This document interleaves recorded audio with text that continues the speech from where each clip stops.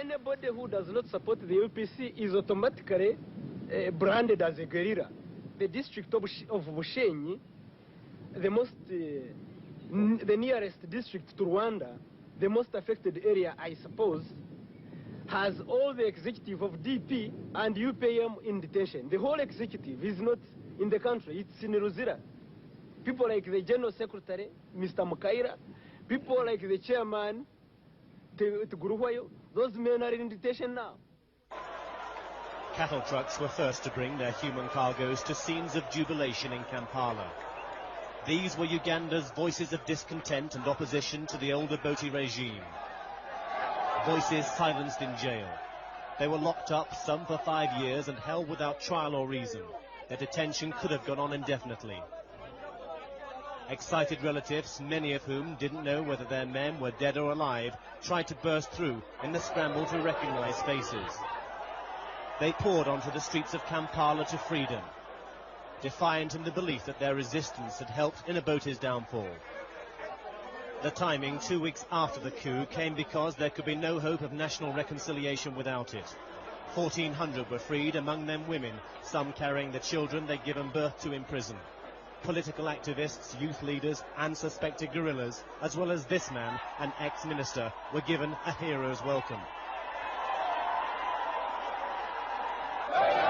Many of these prisoners thought they may never be released, and they described their years of captivity as monstrous, as a former police chief explained. They were very bad, horrible. Food, there's no medical attention. At times we went without food for days. The capital had much to celebrate, and people relaxed for the country's first public gathering under the new military leadership. By agreeing to such an early release, the new head of state, General Tito Okello, may have succeeded in clearing the way for constructive peace talks. People are tired of the bloodshed, tired of seeing their country destroyed by greed and persecution. This day of liberation gives Ugandans new hope that it may be a fresh start. Brent Sadler, ITN, Kampala. My name is Dr. Warren Amara.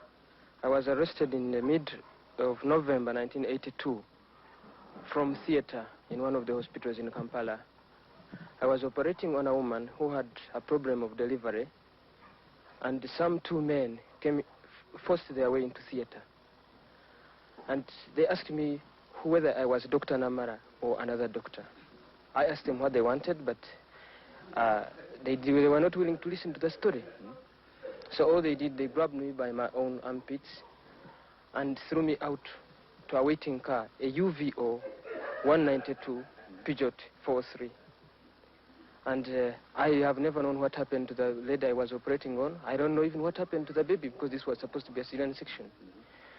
So this was around 6:30 in the evening. I was taken to Makindye military police, and where I witnessed the most horrifying time in my life. Right? I was given only 5 minutes to give my name, and immediately I was thrown into a cell where I found about 85 civilian prisoners and about 20 soldiers. So inside the cell, I was removed of my spectacles, my shoes taken off, my shirt and my trousers, and I was left with an underpant. And in the middle of the night, I was called out again, beaten, whipped, and asked a number of other questions, some of which I did not understand. They asked me, "What do you do?" I told them, "Look, I'm a doctor, a medical doctor. I treat patients. And that's what I do. That's what I have been doing throughout." And they didn't tell you why they arrested you? No, they didn't tell me. But all they were asking me is, they asked me whether I was a guerrilla or not. And I told them, look, guerrillas, when they talk about them in Kampala, they are not in the city, they are in the bush. For hundreds, perhaps thousands of people, a journey along the dusty roads outside Kampala led to certain death. Villagers, through ignorance or fear, never really questioned why the soldiers came to such a remote place so often. Not until there was a stench of rotting flesh did they start moving closer to the truth. Now that there's more freedom to move, we discovered one place of execution. They led us to scenes of horror, corpses and skeletons scattered in the long grass. They're slowly beginning to unravel the full extent of killings and torture which the old regime had consistently denied. Here are the skeletal remains of at least a dozen people, men and women, whose bodies were left to rot.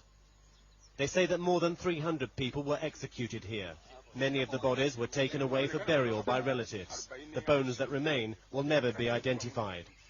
Opponents of the deposed president, they say, were brought here and murdered, 40 shot a week before the coup. If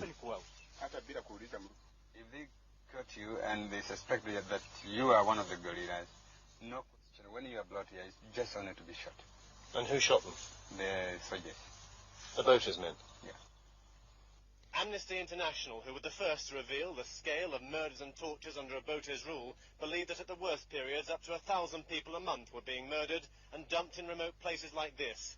For 5 years, the old regime denied there were political killings. Uganda will continue digging up the past, which may reveal the last 5 years were more savage than those of Idi Amin. We found remains that still had ropes tied around the bones, tied so that these victims could not escape the executioner's bullet. Brent Sadler, ITN, Uganda.